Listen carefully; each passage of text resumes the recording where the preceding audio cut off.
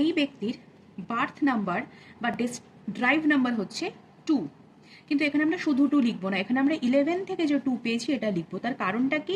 প্রথম কথা, 11 থেকে সিঙ্গেল ডিজিট 2 আসছে, কিন্তু 11 হচ্ছে মাস্টার নাম্বার। তো এর কথা ভুলে গেলে হবে না। মাস্টার নাম্বারের একটা ভীষণ ইম্পর্টেন্স রয়েছে, ভাইটাল ইম্পর্টেন্স রয়েছে। সেটা কি? মাস্টার নাম্বার যাদের ডেট অফ বার্থে থাকছে, মানে যাদের ডেট অফ বার্থে 11, 22 এই ধরনের নাম্বারগুলো, মানে একটা সিঙ্গেল ডিজিট যখন ডাবল টাইমস রিপিট হচ্ছে সেটা হচ্ছে মাস্টার নাম্বার, সেটা যখন থাকছে তার মানে ঈশ্বরের আশীর্বাদ তার উপর থাকে, এগুলো মাস্টার নাম্বার। এবার ঈশ্বরের আশীর্বাদ কীরকম থাকে না, এই সকল মানুষের লাইফে স্ট্রাগল থাকবে, এই সকল মানুষরা অনেক বেশি হার্ডওয়ার্ক করেই কিন্তু সাকসেস পাবে, কিন্তু সেই হার্ডওয়ার্ক করার মতো ক্যাপাসিটি এবং ক্যাপাবিলিটি এই মানুষগুলোর মধ্যে ভগবান দিয়ে রেখেছেন। তো সেই কারণে হার্ডশিপ থাকবে, তাকে স্ট্রাগল করে উন্নতি করতে হবে, কিন্তু ভগবান সাথেও থাকবে। যে কোনো পরিস্থিতিতে, যে কোনোভাবে, কোথাও না কোথাও দিক থেকে, কারো না কারোর দ্বারা বা ডিভাইনের ডিরেক্ট অর ইনডিরেক্ট ওয়েতে কিন্তু তাকে সাহায্য করবে। তো এটা যেমন সেদিক থেকে ভালো যে হ্যাঁ ডিভাইন ব্লেসিংস রয়েছে, আবার মানে যদি মনে হয় যে না কষ্ট করতে আমি খুব নারাজ বা আমার স্ট্রাগল লাইফ পছন্দ নয়, সেক্ষেত্রে স্ট্রাগল লাইফ পছন্দ অপছন্দটা কারোর ওপর ডিপেন্ড করে না, এটা অলরেডি মানে প্ল্যান, ডেস্টিনি, তো সেটাকে অ্যাকসেপ্ট করতে হবে। তো 11, 22 এই ধরনের নাম্বার থাকা মানে ঠিক আছে হার্ডওয়ার্ক করতে হবে, বাট তুমি সাকসেসও পাবে, তোমার ওপর ব্লেসিংস রয়েছে। তো সেই জন্য এর গুরুত্ব কিন্তু অনেকখানি। এরা হচ্ছে ঈশ্বরের চাহিদা বাচ্চা, ঠিক আছে, অ্যাডোরেবল। তো এই হচ্ছে এর ফ্যাক্ট। তো সেই কারণে 11টাকে আমরা ভুলবো না, আমরা যদিও সিঙ্গেল ডিজিটে তাকে নেব, কিন্তু তবুও 11টা ভীষণভাবে এখানে ইম্পর্টেন্ট একটা রোল প্লে করছে। এবার চলে আসছি 2 এর ক্ষেত্রে। 2 হচ্ছে একটা ডিপ্লোম্যাটিক নাম্বার, মানে তার মধ্যে কি, তার মধ্যে ডিপ্লোম্যাসি থাকবে, তার মধ্যে ম্যানিপুলেশন করবে, ঠিক আছে। এবার দেখুন, সব কিছু নেগেটিভ কিছু নয়, প্রত্যেকটা নাম্বারের কিছু নেগেটিভ অ্যাসপেক্ট, কিছু পজিটিভ অ্যাসপেক্ট থাকে। এবার নেগেটিভ কিছুই থাকে না, কিছু চ্যালেঞ্জেস থাকে। যেমন এখানে বললাম যে এদের মধ্যে অ্যাকচুয়ালি আমি যদি প্রবলেমের কথা বলি বা চ্যালেঞ্জের কথা বলি, তাহলে একটু কনফিউশন ক্রিয়েট হয় যে এটা করব কি করব না, ঠিক আছে। এরা লিডারশিপ কোয়ালিটি যতটা থাকবে, দেখুন 11 আছে, তার মানে কি 1 দুটো, মানে একাধারে দেখে মনে হবে যে বিশাল লিডারশিপ কোয়ালিটি, ঠিক আছে, যে সানের পাওয়ার দুটো রয়েছে, কিন্তু এটা মাস্টার নাম্বার, ব্লেসিংস, কিন্তু তার মধ্যে কিন্তু যেহেতু 2টা সিঙ্গেল ডিজিটে আসছে, 2 এর ভাইব্রেশনও কিন্তু ম্যাক্সিমাম। তার মানে সঠিক পথে তো থাকতে হবে সেটা সকলকেই, সে তার যে কোনো নাম্বারই হোক না কেন। যেটা করতে হবে সেটা হচ্ছে যে নিজের মাইন্ডকে কন্ট্রোল করা শিখতে হবে। তাহলে কিন্তু 11-এর যে এক্স্যাক্ট ভাইব্রেশনটা, যে না সে হয়তো লিডারও হয়ে উঠতে পারবে ধীরে ধীরে, কিন্তু ন্যাচারালি যখন দেখছে যে তার মাইন্ড তাকে কন্ট্রোল করছে, সে তার মাইন্ডকে কন্ট্রোল করতে পারছে না, তখনই সমস্যা কিন্তু সমস্যায় জর্জরিত হয়ে যাবে বা সমস্যার সম্মুখীন কিন্তু সে হবে। তো সেই জন্য কি মনে রাখতে হবে যে আমার মাথাকে এবং মনকে আমি সংযত করব। তো তার জন্য যেটা প্রথমেই প্রয়োজন সেটা হচ্ছে মেডিটেশন। তার জন্য ফুল মুনে কি করতে হবে, ফুল মুনে বিভিন্ন ধরনের যে রিচুয়ালগুলো রয়েছে, সেগুলো আমার চ্যানেলেই রয়েছে অনেকগুলো রিচুয়াল। নিজেকে ক্লিনস করা, ঠিক আছে, মুন ওয়াক করা, মুন মেডিটেশন করা, যে কোনো মেডিটেশনই হতে পারে, যদি ফুল মুনের ডেতে নিজেকে যতটা ডিটক্সিফাই করা যায় এবং পিউরিফাই করা যায়, সেটা ভীষণভাবে ইম্পর্টেন্ট হবে। কারণ নাম্বার টু এর ক্যারেক্টার পেয়েছে, তো মুন ভাইব্রেশনটাকে যদি ভালো করা যায়, অ্যাক্টিভ করা যায়, তাহলে সে মনের দিক থেকে ভালো থাকবে। মনের দিক থেকে সংযত থাকলে, যদি তার ইলিউশন ক্রিয়েট না হচ্ছে, যদি তার মানে মেন্টাল স্টেবিলিটি তার থাকছে, যদি সঠিক সিদ্ধান্ত সঠিক সময় সে নিতে পারছে, তার যদি সেরকম ক্যাপাসিটি তখন তৈরি হয় যখন সে মেডিটেশন করছে, এটা প্রত্যেকটা মানুষের ক্ষেত্রে প্রযোজ্য। এবার এই মানুষটার ক্ষেত্রে বেশি প্রযোজ্য মেডিটেশন, কারণ নাম্বার টু মানেই হচ্ছে মুনের ভাইব্রেশন। তাহলে মুনকে আমি যদি পাওয়ার দিই, তাহলে মেন্টাল স্টেবিলিটি আমার থাকবে, আমি আমার যে ইমোশন, সেই ইমোশনকে কিন্তু আমি কন্ট্রোল করতে পারবো। তাহলে ইমোশনকে যদি আমি কন্ট্রোল করতে পারছি, তাহলে আমি কি করব, তাহলে আমি ডিসিশনটাকে কিন্তু ভালোভাবে নিতে পারবো লাইফে, মানে ডিসিশন মেকিং ক্যাপাবিলিটি আমার বাড়বে। এবার যদি আমি ডিসিশন মেকিং ক্যাপাবিলিটি আমার বাড়ে, তাহলে আস্তে আস্তে কিন্তু আমার মধ্যে লিড করার ক্ষমতা বাড়বে। কারণ আমরা যখন পৃথিবীতে জন্মেছি, আমরা একা হয়েই জন্মেছি, আমাদেরকেই চালনা করতে হবে। আমাদের মধ্যেই ড্রাইভ নাম্বার থাকে, আবার আমাদের মধ্যেই লাইফ পাথ নাম্বার থাকে, যে আমাকে ড্রাইভার আমাকে ড্রাইভ করিয়ে নিয়ে যাবে, আর কন্ডাক্টর আমাকে কন্ডাক্ট করবে যে কোন দিকে যেতে হবে। তো সব কিছু আমার মধ্যেই পরিচালিত হচ্ছে, আমার মধ্যেই শিবা আছে, আমার মধ্যেই শক্তি আছে, ব্যালেন্সটা আমাকে ক্রিয়েট করতে হবে।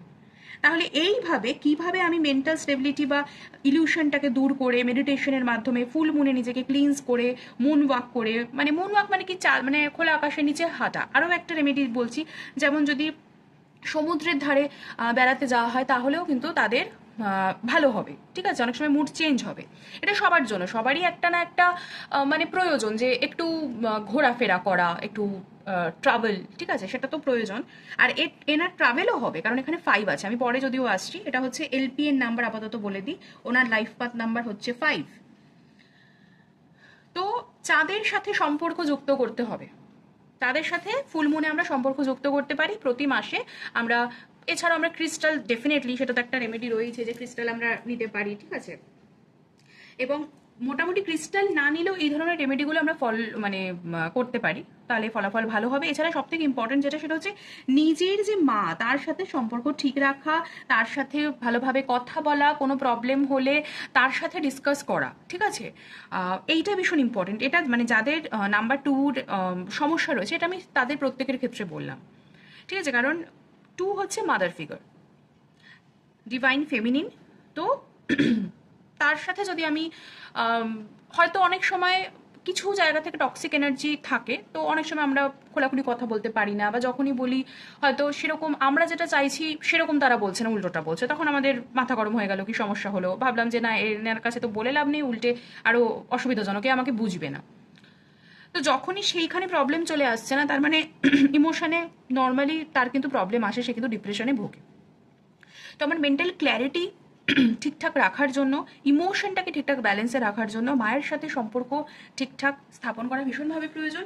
এবং মা যদি বর্তমান না থাকে, তাহলে মাদার ফিগার যারা হবে, সে কোনো টিচারও হতে পারে, যদিও সেখানে জুপিটার অ্যাক্টিভেশন হচ্ছে, বাট তবুও মাতৃস্থানীয় কেউ, তাদের সাথে সম্পর্ক, যারা নিজের বয়সের থেকে অধিক, বড় দিদিও হতে পারে, কাকিমা, জেঠিমা, পিসিমা, মাসিমা কেউ হতে পারে, তাদের সাথেও সম্পর্ক ঠিকঠাক রাখা যেতে পারে। হ্যাঁ, যাদের সাথে যদি এখন টক্সিক রিলেশনশিপ হয়ে থাকে, তাহলে সবকিছু ভুলে বা আমি তাকে জড়িয়ে ধরতে বললাম, বা সে অনেক ক্ষতি করেছে, তাকেও আমি হঠাৎ করে সবকিছু ভুলে গেলাম শুধুমাত্র আমার এই একটা কথা শুনে, সেরকম না। মানে প্রত্যেকটা কথার সবকিছুরই কিন্তু কিছু প্লস কনস থাকে, কিছু টার্ম কন্ডিশন থাকে। তো এটা ওনার জন্য কি বেটার আমি সেটা বলছি, বাট নর্মালি যারা দেখছেন তারা জানবেন, আপনারা নিজেরাও আপনাদের নিজেদের বা অন্যান্যদেরও ডেট অফ বার্থ নিয়ে কিন্তু এই ক্যালকুলেশনগুলো করতে পারেন, দেখবেন যে অনেক কিছু কিন্তু মিল পাচ্ছেন আস্তে আস্তে। মানে যে ইনফরমেশনগুলো আমি দিচ্ছি, সেই ইনফরমেশনগুলোকে অ্যাকসেপ্ট করতে হবে এবং তারপরে ইউটিলাইজ করতে হবে, তবে গিয়ে আপনারা কিন্তু ফিল করবেন যে হ্যাঁ, এগুলো বুঝরু কি কথাবার্তা নয়। যাই হোক, তো এই ধরনের এই মুন রেমেডি ইউজ করে কিন্তু সে তার বার্থ নাম্বার বা 2টাকে ঠিকঠাক ব্যালেন্স করতে পারবে। এই হলো ব্যাপার। যদি 2 ঠিকঠাক ব্যালেন্সে না থাকে, তাহলে কিন্তু সেই সকল মানুষের মধ্যে হতাশা আসে। কারণটা বলি, আমরা জানি যে এই যে সোলার সিস্টেমে যেটা হয়, যে সূর্য মোটামুটিভাবে, আমি খুব মানে ডিপ লেভেলের সায়েন্সে যাচ্ছি না, মানে একদম সূর্যের আলাদা গতি আছে কিনা বা কি এইসবে আমি যাচ্ছি না, আমি বলছি সূর্য ধরুন স্থির, তাহলে পৃথিবী এই সূর্যের চারিদিকে ঘুরছে এবং মন হচ্ছে তার উপগ্রহ। এবার এর পুরো জায়গা থেকে মানে ঘুরে আসতে একটা জায়গায় মানে 365 ডেজ অ্যারাউন্ড লাগছে, লিপ ইয়ার বাদ দিয়ে আমি বলছি, তার মানে এটা হচ্ছে তার বার্ষিক গতি। এবার মুন যে সে এই পৃথিবীর চারিদিকে ঘুরছে, এবার তার যে রোটেশনটা, এটা হচ্ছে রিভলিউশন, 365 ডেজের কথা বললাম। এবার রোটেশন একটা নিজের অক্ষের চারিদিকেই ঘুরছে, তার 24 আওয়ার্স লাগছে পৃথিবীর, সেটা হচ্ছে রোটেশন। এবার চাঁদ কি করছে, চাঁদের যে এক জায়গা থেকে আরেক জায়গায় চলে যাচ্ছে, চাঁদ তো 15 দিন পর পর তার সিস্টেমকে পাল্টাচ্ছে, কারণ কি এক পক্ষ, ঠিক আছে, এক পক্ষে মানে ওই শুক্লপক্ষ থাকছে, এক পক্ষে কৃষ্ণপক্ষ থাকছে, মানে 15 ডেজ ওই ফুল মুনের এসেন্স, এবং তারপরে আবার শুরু হয়ে গেল কি না নো মুন, ঠিক আছে, মানে পূর্ণিমা অমাবস্যা। তার মানে কত তাড়াতাড়ি এটা চেঞ্জ হচ্ছে। ঠিক তেমনভাবে মানুষের মন এরকম তাড়াতাড়ি চেঞ্জ হয়। তো যাদের টু এর ভাইব্রেশন যাদের বেশি থাকে পায়, তাদের এরকম তাড়াতাড়ি করে চেঞ্জ হয়ে যায়, তো মুড সুইং হওয়ার প্রবণতা কিন্তু তাদের বেশি থাকে। আরেকটা ইম্পর্টেন্ট যেটা, সেটা হচ্ছে এই যে জোয়ার ভাটা হচ্ছে, সেই জোয়ার ভাটারও ডেফিনেটলি সায়েন্স যেখানে রয়েছে, যে কজটা রয়েছে কি, যে জলের আপ ডাউন, জলের স্ফীতি, জল যেখানে বাড়ছে সেটা জোয়ার, আর জল যেখানে কমে যাচ্ছে সেটা হচ্ছে ভাটা।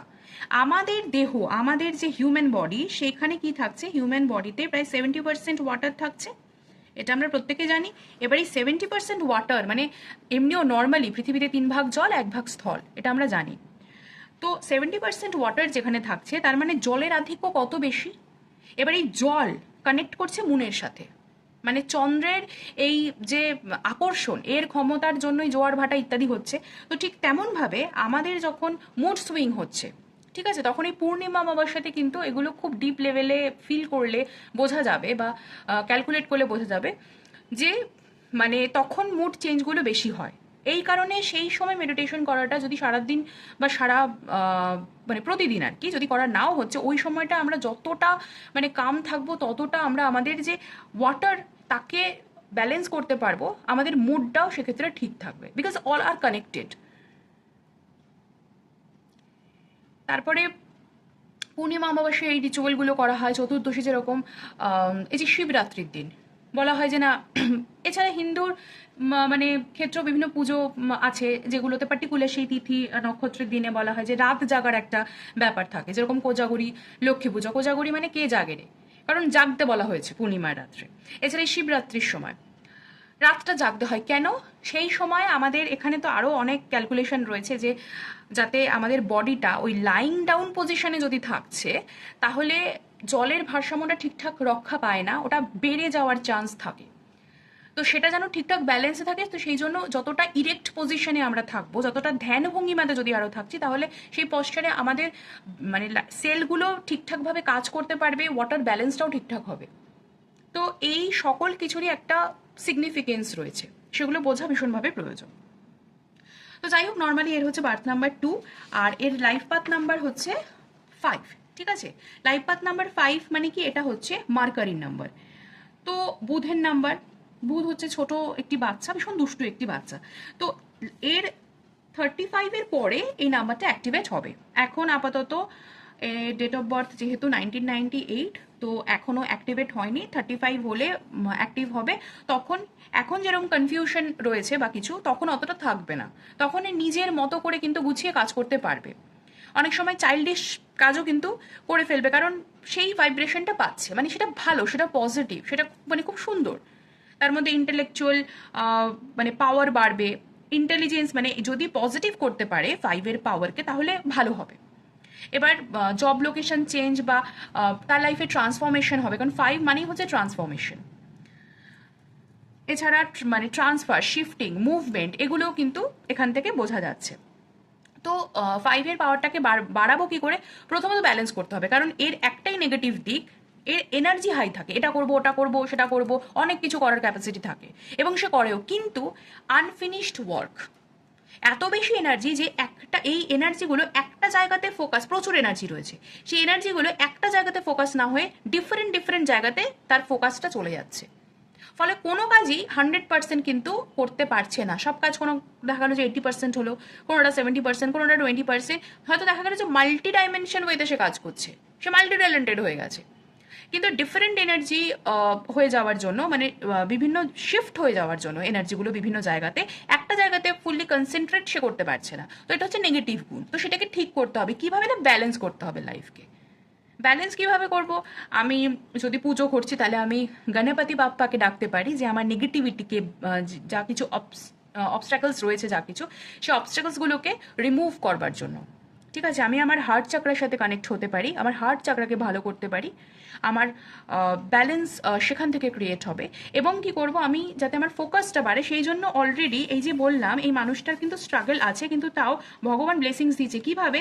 যে তোমার আপ টু 35 একটু তুমি কনফিউশনে থাকবে, বাট তুমি এই মেডিটেশন এগুলো করো, কারণ আজকে আমি রেমেডি দিচ্ছি, সেই রেমেডিগুলো তুমি ফলো করো। তো তোমার কাছে যে একটু সময় হাতে আছে, তুমি নিজেকে ঠিক করো, তাহলে তুমি লাইফটাকে ব্যালেন্স করে নিতে পারবে। এই মানুষটা যদি স্পিরিচুয়াল হচ্ছে, বা এই মানুষটা যদি এই রেমেডিসগুলো করছে, অটোমেটিক্যালি তার মধ্যে মুন পাওয়ার বৃদ্ধি পাবে, অটোমেটিক্যালি তার মধ্যে মেন্টাল ক্ল্যারিটি আসবে, স্টেবিলিটি আসবে, সে লাইফকে ব্যালেন্স করতে পারবে।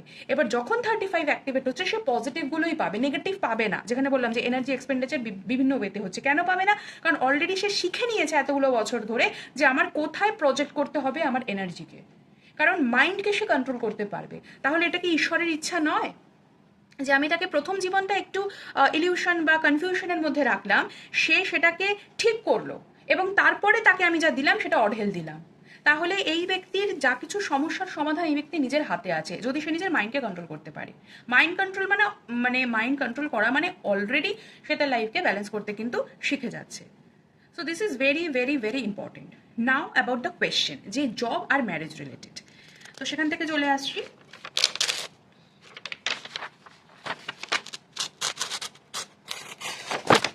আচ্ছা, 11-12 এটা হচ্ছে ডিওবি। জবের ব্যাপারে প্রেডিকশন করে নিচ্ছি। আচ্ছা, এখানে জবের ব্যাপারে প্রেডিকশন করতে গেলে আমরা ডেট আর মান্থটাকে চেক করে নেব। ডেট কত? 2 পাচ্ছি সিঙ্গেল ডিজিটে, মান্থে আমরা পাচ্ছি 3, তাহলে কত হলো? 5। আচ্ছা, এই ইয়ারের ভাইব্রেশন কত? 2025। যে ইয়ারে আমার সাথে কন্ট্যাক্ট করেছে দ্যাট ইজ 9। 2 + 0 + 2 + 5 এই চারটাকে অ্যাড করলে আমরা 9 পাচ্ছি। তো ভাইব্রেশন 9। তাহলে এই ব্যক্তির পার্সোনাল ইয়ারের ভাইব্রেশনটা কত? জেনারেল ভাইব্রেশন হচ্ছে 9, সেটা আমাদের প্রত্যেকের জন্য। পার্সোনাল ইয়ার ভাইব্রেশনটা বার করতে গেলে আমাদের যেটা করতে হবে, আমাদের যে ডেটার মান্থ রয়েছে সেটাকে ক্যালকুলেট করতে হবে 2025 এর যে ভাইব্রেশন তার সাথে। যদি এটা 2027 এসে আমাকে দিয়ে যদি প্রেডিক্ট করাতো, তাহলে 2027 এখানে হতো, তাহলে এই জায়গাতে এই সিঙ্গেল ডিজিটে এলে যেটা আসতো সেটা আসতো। চলুন, তো পার্সোনাল ইয়ার হচ্ছে 5 + 9 মানে হচ্ছে 14, তার মানে এগেইন পাচ্ছি 5। তার মানে যে ইয়ারে আমার সাথে কন্ট্যাক্ট করেছে সেই ইয়ারতে তার 5 রয়েছে অলরেডি। এখানে তার লাইফ পাথ নাম্বারটা অ্যাক্টিভেট কিন্তু হয়নি, সে বার্থ নাম্বার নিয়ে কিন্তু কাজ করছে। বার্থ নাম্বার কি 11, মাস্টার নাম্বার এবং 2, কনফিউশন ক্রিয়েট হয়েছে, কি করবে কি করবে না বুঝতে পারছে না, যে সব ঠিকঠাক থাকবে কিনা, একটু ভয়ভীতি হচ্ছে আর কি, যে চাকরিটা ঠিকঠাক হবে কিনা। আমি জবের মানে সত্যি কথা বলতে এই ব্যক্তির সাথে আমার এখনো পর্যন্ত কথা হয়নি পার্সোনালি, অন্য একজন কন্ট্যাক্ট করে দিয়েছে, এনার ইনফরমেশনগুলো আমাকে প্রোভাইড করেছে, তার সাথে আমার নিজের কথা হয়নি। তাও আমি এই জিনিসগুলো বলছি, তার মধ্যে ভীতির সঞ্চার হয়েছে যে সব ঠিকঠাক হবে, তো একটু কনফিউশন রয়েছে। তো সেই জায়গা থেকে আমি বলছি যে এখানে 2, তাহলে বার্থ নাম্বার 11-2 এর ভাইব্রেশন সে অলরেডি পাচ্ছে, আর পার্সোনালি 5। এবার যেহেতু 2 অলরেডি কিন্তু তার ব্যালেন্স লাইফ নয়, মানে একটু আপ ডাউন চলছে, যেহেতু বুঝতে পারছে না, ব্যালেন্স করতেও পারছে না। কিন্তু এই জায়গাতে রেমেডি আমি প্রথমেই বলে দিলাম যে এগুলোই করতে হবে, তাতেই কিন্তু ব্যালেন্স করতে পারবে। এখানে জবের পার্সপেক্টিভে দেখতে গেলে যদি জব হচ্ছে তাহলে একটুখানি এক জায়গা থেকে আরেক জায়গায় লোকেশন চেঞ্জ, মুভমেন্ট, এগুলো কিন্তু তার আছে। তো যদি এই সময় জব পেয়ে যাচ্ছে, যদি করতে হয়, মনে হয় যে না আমি করবো না, আমি এই লোকেশনে চাই, তাহলে কিন্তু হবে না, তোমাকে সেটা অ্যাকসেপ্ট করতে হবে যে যদি আমার চেঞ্জ হচ্ছে, আমার বাড়ি থেকে দূরে যেতে হচ্ছে বা কিছু, সেটাকে অ্যাকসেপ্ট করতে হবে। এবার সেটা ভালো হবে কি মন্দ হবে সেটা আবার মান্থ অ্যানালাইসিস করে আমরা বুঝতে পারবো। তাহলে তার পার্সোনাল ইয়ার হচ্ছে 5। এবার পার্সোনাল মান্থটা বের করছি, যেমন এটা চলছে জুলাই, তো জুলাই মানে 07। এবার 5 এর সাথে পার্সোনাল ইয়ারের সাথে কারেন্ট মান্থটা আমরা অ্যাড করবো, তাহলে কত পাবো? 12, তাহলে হচ্ছে 3। তার মানে তার জুপিটারের ভাইব্রেশন চলছে, তার মানে এই মান্থে যদি তার যোগ থাকে বা যদি সে চাকরি পেয়ে যাচ্ছে তাহলে কিন্তু সেটা ভালো হবে, ঠিক আছে। বাট এনিহাও এই মান্থেই সেরকম যোগ ক্রিয়েট হচ্ছে না বা হবে না এখন, যেহেতু আমি এটুকু ইনফরমেশন জানি যে তার একটা ইন্টার্নশিপ চলছে। মোটামুটিভাবে আমি যদি এন্ড অফ দ্য ইয়ার আমি যদি দেখি, তাহলে অগস্টে তার ভাইব্রেশন হচ্ছে 4, যেটা একটু চাপ হবে। সেপ্টেম্বরে হচ্ছে 5, তাহলে 5 সেপ্টেম্বরে কিন্তু তার যোগ রয়েছে এগেইন। অক্টোবরে হচ্ছে 6, নভেম্বরে রয়েছে 7, ডিসেম্বরে রয়েছে হচ্ছে 8। তাহলে আমি যদি ধরে নিই যে এই অগস্ট ছাড়া সেপ্টেম্বর, অক্টোবর, নভেম্বর, ডিসেম্বরের মধ্যে যদি যে জব পাচ্ছে, তাহলে সেপ্টেম্বরে এক জায়গা থেকে আরেক জায়গায় চেঞ্জ হওয়ার একটা ব্যাপার থাকছে।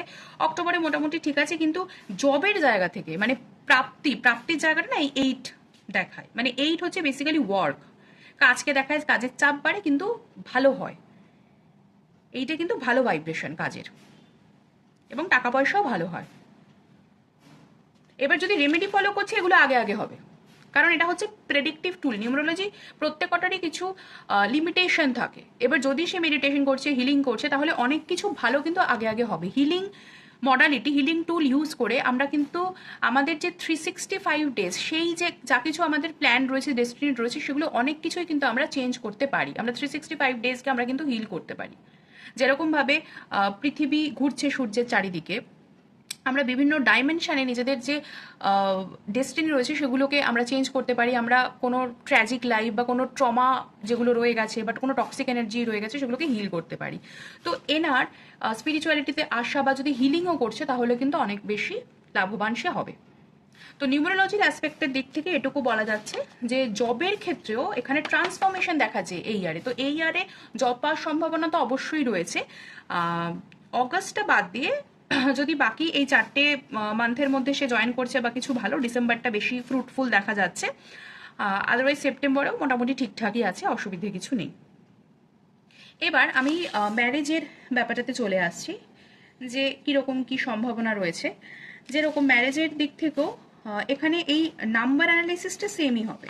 এবার সেই জায়গা থেকে যদি এই বছরের মধ্যে বিয়ে করছে, এই বছর শুভ, কিন্তু এই বছরের থেকে পরের বছরটা বেশি শুভ, কারণ 6-এর ভাইব্রেশন আসছে। 6 মানেই হচ্ছে কনজুগাল লাইফ যেখানে থাকবে, ব্লিসফুল লাইফ থাকবে।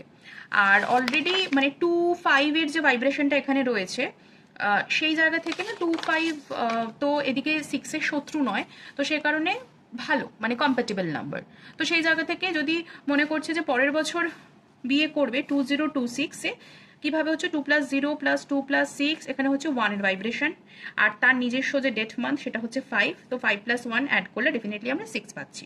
তো 2026 কিন্তু তার বিয়ের জন্য ভালো বছর, ডেফিনেটলি।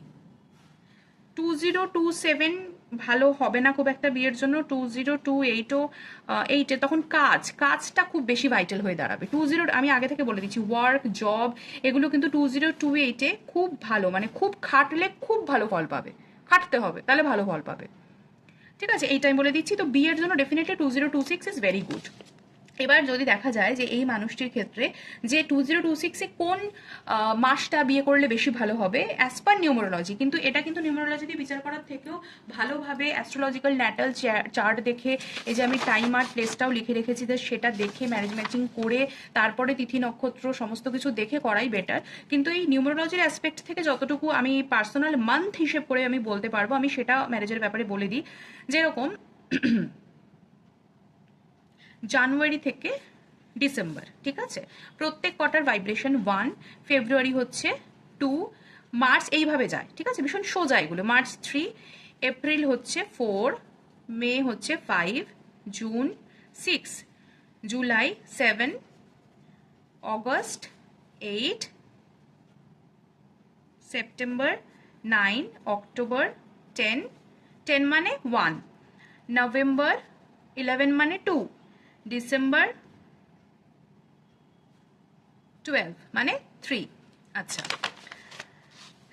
তো পার্সোনাল মান্থটা ফর 2026 কি হবে না, 2026 এর ভাইব্রেশনটা পার্সোনাল ইয়ারের কি থাকছে, 6 থাকছে, রাইট? তাহলে প্রত্যেক কটার সাথে আমরা 6 অ্যাড করে দেব। আগে অ্যাডটা করে নি, তারপরে বলবো কি হবে। 6+1 জানুয়ারি 7, চাকরি বা বিয়ের জন্য ভালো নয়। 8 চাকরির জন্য ভালো। 9 এটা হচ্ছে 1, এটা কোনো কিছু শুরু করার জন্য ভালো, চাকরির জন্য ভালো। এটা হয়ে গেল 11 মানে হচ্ছে 2, স্কিপ করব। 12 3, এটা ভালো পয়সা টয়সা ইনকাম হবে, তো 3টাও দেখা যেতে পারে। আচ্ছা, এদিকে হচ্ছে 13, 4 ভালো নয়।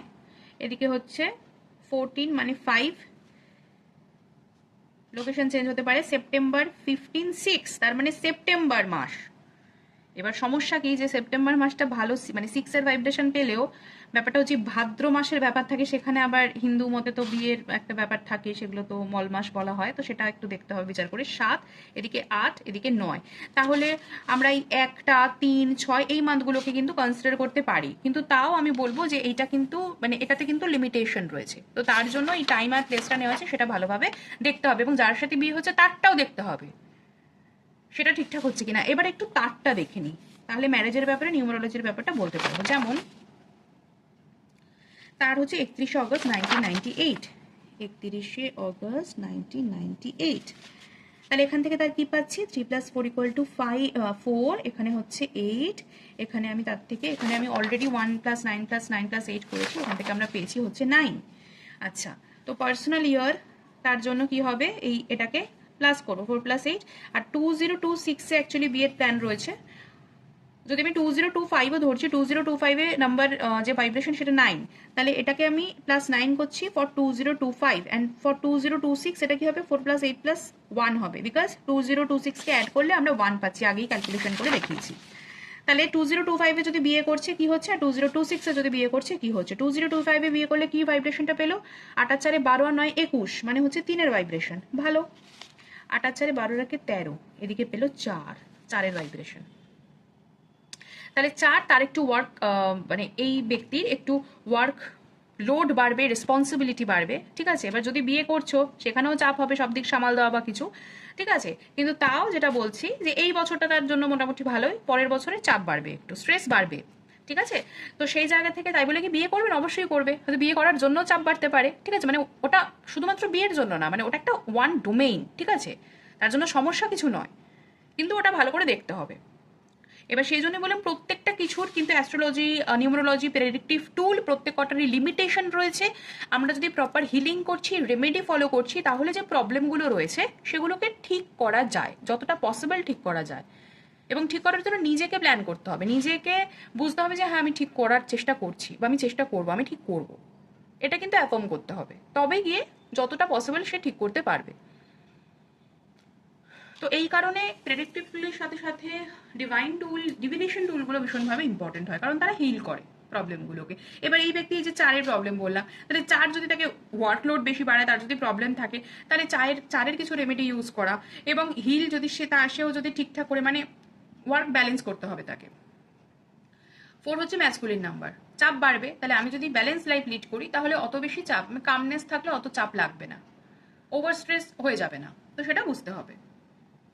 তাহলে এখান থেকে আমরা যে দুটো জিনিস জানলাম, যে যদি এই ব্যক্তির জব আর ম্যারেজে নিয়ে প্রশ্ন হয়, ম্যারেজের জন্য 2026 এই ব্যক্তির জন্য বেটার। আর হচ্ছে যে এই ব্যক্তির যেটা হচ্ছে জবের ক্ষেত্রেও পরের বছরে গিয়ে সে কিছু করতে পারে, এই বছরটা পরের বছরের থেকে যদি শুরু করছে তাহলে বেটার, লোকেশন চেঞ্জ এই সকল ব্যাপারগুলো হতে পারে। এবং কোন কোন মাস বেটার হবে জবের জন্য আমি সেটাও বলে দিলাম। এটা একটা জেনারেল একটা ওভারভিউ দিলাম, এরপরেও ডিপ লেভেলের অ্যানালাইসিস রয়েছে, যেগুলো করে রিডিং করে পরবর্তীকালে তাকে ডেলিভারি করা হবে। আপনারা যারা এটা দেখলেন আপনাদের সকলকে ধন্যবাদ। আপনারা কিন্তু এইভাবে নিজেদের ক্যালকুলেশনটা নিজেরাই কিন্তু বাড়িতে বসে করতে পারবেন। আর প্রফেশনাল অ্যাডভাইস লাগলে ডেফিনেটলি আমার সাথে যোগাযোগ করতে পারেন নির্দ্বিধায়। ধন্যবাদ, ভালো থাকুন এবং সকলকে ভালো রাখুন।